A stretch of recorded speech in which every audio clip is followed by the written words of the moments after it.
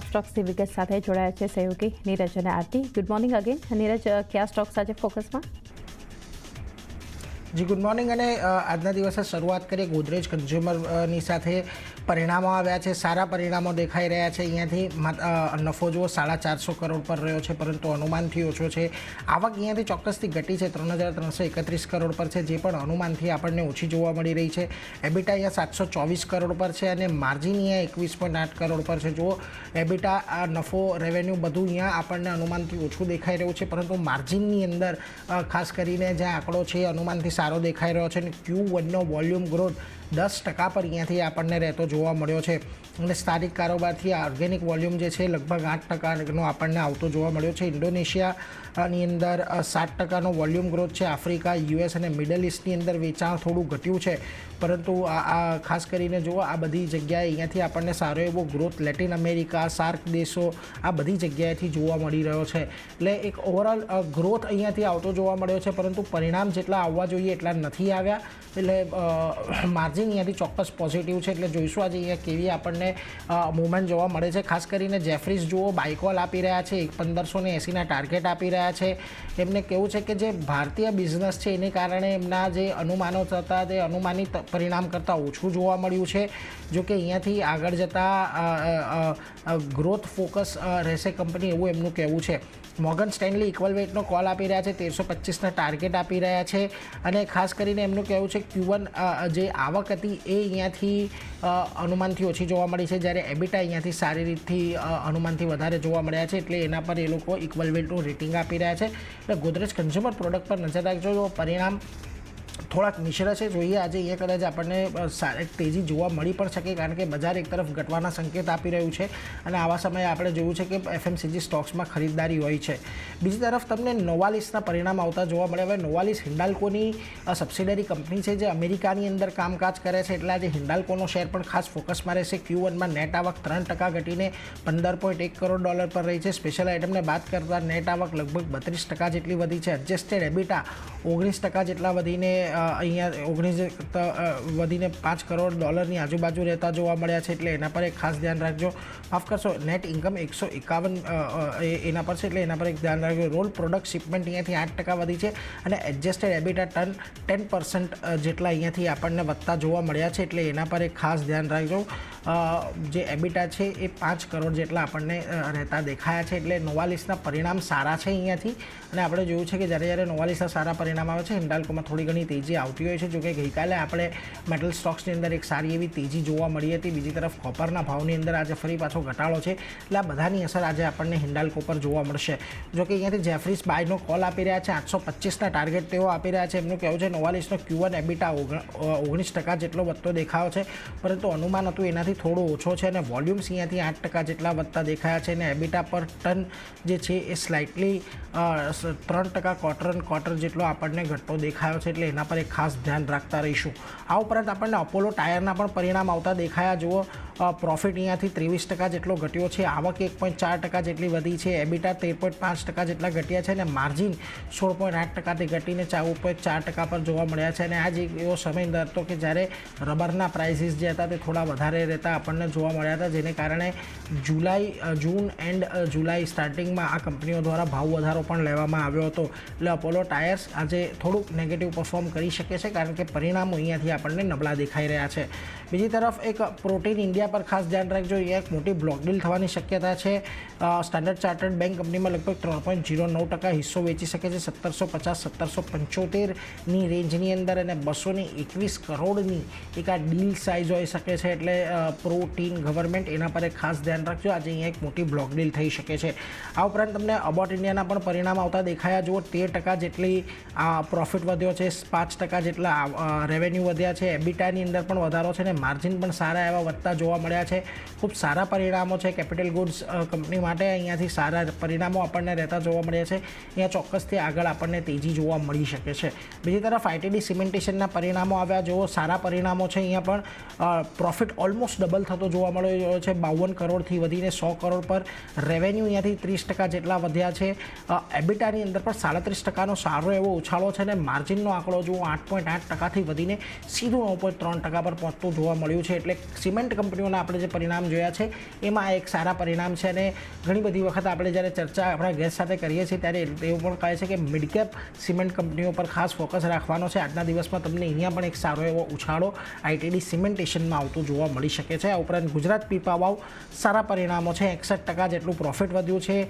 આવક અહીંયાથી 14.5% જેટલી વધી છે. એબિટા 41% વધ્યા છે અને માર્જિન પણ 49.2થી વધીને 7.8% પર રહ્યા છે. એટલે અહીંયા પણ એક સારા પરિણામો છે. એટલે અહીંયા પણ આજે એક તેજી જોવા મળી શકે છે. પરંતુ આજના દિવસે ગોદરેજ કન્ઝ્યુમર પ્રોડક્ટ, હિન્ડાલ્કો, પોલો ટાયર્સ આ બધા પર ખાસ નજર રાખવાની છે. એટલે એના પર એક ખાસ ધ્યાન રાખજો. પરંતુ એ સાથે જ આરતી અન્ય કયા એવા સ્ટોક્સ જેના પર આજે ખાસ તમે નજર રાખશો?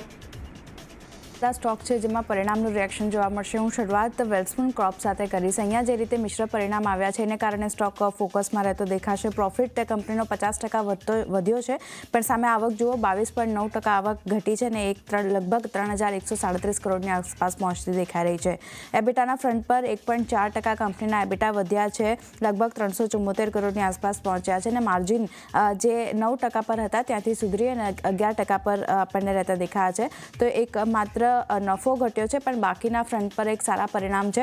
તો એક મિશ્ર પરિણામનું રિએક્શન વેલ્સપૂન ક્રોપ બતાવી શકે છે. ફોકસ રાખવાનું રહેશે અહીંયા. નેક્સ્ટ કાઉન્ટર લેમન ટ્રી હોટલની વાત કરી લઈએ તો અહીંયા પણ એક મિશ્ર પરિણામ છે, કારણ કે પ્રોફિટ કંપનીનો 27.3% ઘટ્યો છે અને જે 28 કરોડ પર હતો ત્યાંથી ઘટી અને 20 કરોડની આસપાસ પહોંચ્યો છે. સામે આવક જુઓ 19.5% આવક વધતી દેખાઈ રહી છે, 268 કરોડની આસપાસ પહોંચી છે. એબિટાના ફ્રન્ટ પર પણ એક સારા નંબર્સ આવતા દેખાયા છે. 8.1% કંપનીના એબિટા વધ્યા છે અને માર્જિનની વાત કરી લઈએ તો જે 47.5% પર હતા ત્યાંથી માર્જિન ઘટી અને 42.9% પર આપણને આવતા દેખાયા છે. તો એક મિશ્ર પરિણામ છે. પ્રોફિટ ઘટ્યો છે, માર્જિન ઘટ્યા છે, પણ ખાસ નજર રાખવાની રહેશે સ્ટોક કઈ રીતે રિએક્ટ કરે છે. લેમન ટ્રી હોટલ પર ફોકસ રાખવાનું રહેશે. જીએમએમ ફોડલર નેક્સ્ટ કાઉન્ટર અહીંયા પણ આપણને રિએક્શન નેગેટિવ સ્ટોક બતાવી શકે છે, કારણ કે ખરાબ પરિણામ છે દરેક ફ્રન્ટ પર. 52% કંપનીનો નફો ઘટતો દેખાયો છે. આવકની વાત કરી લઈએ તો ત્યાં 13%નો ઘટાડો જોવા મળતો દેખાયો છે અને 785 કરોડની આસપાસ ઘટીને આવક પહોંચી છે. એબિટાના ફ્રન્ટ પર ઘણો મોટો ઘટાડો છે. 32% કંપનીના એબિટા ઘટ્યા છે, જે 130 કરોડની આસપાસ હતા ત્યાંથી ઘટી અને 88 કરોડની આસપાસ પહોંચ્યા છે અને માર્જિન 14.3%થી ઘટી 11.3% પર રહેતા દેખાય છે. તો દરેક ફ્રન્ટ પર નબળા પરિણામ છે. જીએમએમ ફોડલર એક નેગેટિવિટી સ્ટોક બતાવી શકે છે. ફોકસ રાખવાનું રહેશે અહીંયા પણ. NHPC નેક્સ્ટ કાઉન્ટર અહીંયા જે રીતે પરિણામ આવતા દેખાયા છે મિશ્ર પરિણામ છે, કારણ કે પ્રોફિટ કંપનીનો 1.2% આપણને વધતો દેખાયો છે, પણ સામે આવક જુઓ 2.3%નો ઘટાડો જોવા મળતો દેખાયો છે આવકમાં.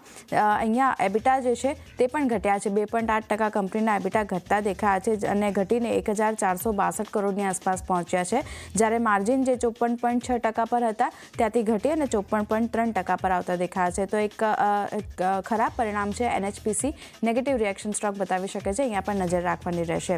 અન્ય પણ ઘણી બધી કંપનીઓના પરિણામ રજૂ થયા હતા, જેમાં રેડિકો ખેતાન છે, કિર્લોસ્કર ઓઇલના પરિણામ રજૂ થયા હતા, સાથે જ સુલા વિન્યાર્ડ્સ, CCL પ્રોડક્ટ, આ બધી કંપનીઓના પરિણામ રજૂ થયા હતા. તો આ બધા પર કઈ રીતે રિએક્શન આવે છે તે પણ ખાસ ફોકસમાં રાખવાનું રહેશે. ન્યૂઝ બેઝ રિએક્શનમાં આજે ફોકસ રહેશે મારુતિ માટે, કારણ કે ગાડીઓ રિકોલ કરવાના સમાચાર અહીંયા આવતા દેખાયા છે. કંપનીએ 2555 ઓલ્ટો K10 ગાડીઓ જે છે ત્યાંથી રિકોલ કરી છે અને અમુક સ્ટીયરિંગ ગિયર્સ બોક્સ એસેમ્બલીમાં સમસ્યાને કારણે આ ગાડીઓ જે છે તે રિકોલ કરવામાં આવી છે કંપની તરફથી અને ગાડીઓમાં ડિફેક્ટથી જે સ્ટેરેબિલિટી છે તેમાં થોડી ઘણી સમસ્યા આવી શકે છે. પણ સામે કંપનીનું કહેવું છે કે કંપનીએ ખાસ કરીને આ ડિફેક્ટિવ ગાડીઓ ન ચલાવવાની સલાહ આપી છે.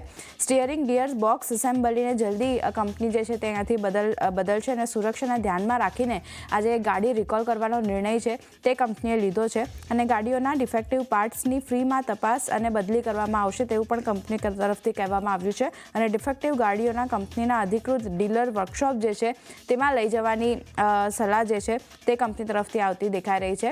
એક ખાસ ફોકસ આજે મારુતિ પર રાખવાનું રહેશે. કઈ રીતે સ્ટોક રિએક્ટ કરે છે આ સમાચારને કારણે તેના પર ફોકસ રહેશે. TVS supply chain next counter positive reaction stock બતાવી શકે છે, કારણ કે વડોદરામાં ઇનપ્લાન્ટ લોજિસ્ટિક્સ માટે કરાર કર્યા છે કંપનીએ, ખાસ કરીને JCB સાથે મલ્ટી યર કરાર કર્યા છે. તો એનું એક positive reaction TVS supply chain બતાવી શકે છે. ગઈકાલે પણ એક સારી તેજી જોઈ હતી, આજે પણ એક તેજી આગળ વધતી દેખાઈ શકે છે. ફોકસમાં રાખવાનું રહેશે આ કાઉન્ટર પણ.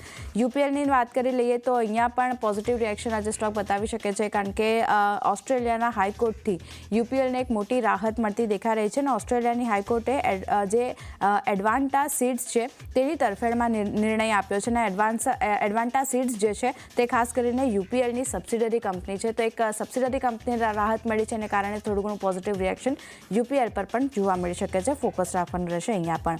એનટીપીસી નેક્સ્ટ કાઉન્ટર અને છેલ્લું કાઉન્ટર અહીંયા જે પોઝિટિવ રિએક્શન જોવા મળી શકે છે કારણ કે પ્લાન્ટ શરૂ કરવાના સમાચાર આવતા દેખાયા છે. એનટીપીસી રિન્યુએબલ્સ એનર્જીએ 600 મેગાવોટ સોલાર પ્રોજેક્ટ જે છે તે શરૂ કર્યો છે. ગુજરાતના રાધનપુરમાં કુલ સોલાર પીવી પ્રોજેક્ટ જે છે 150 મેગાવોટનો છે અને આ શરૂ કરવામાં આવ્યો છે. એનટીપીસીની સબસિડરી કંપની છે એનટીપીસી રિન્યુએબલ એનર્જી અને એનટીપીસી ગ્રુપની કુલ ક્ષમતાની વાત કરી લઈએ તો 76,134 મેગાવોટ હવે આપણને થતી દેખાઈ રહી છે આજે પ્લાન્ટ શરૂ કરવામાં આવ્યો છે ત્યારબાદ. તો એક ખાસ ફોકસ એનટીપીસી પર પણ રાખવાનું રહેશે. તો ચાની આ બધા સ્ટોક જે નીરજે જણાવ્યા મેં જણાવ્યા બધા પર નજર રહેશે. જી.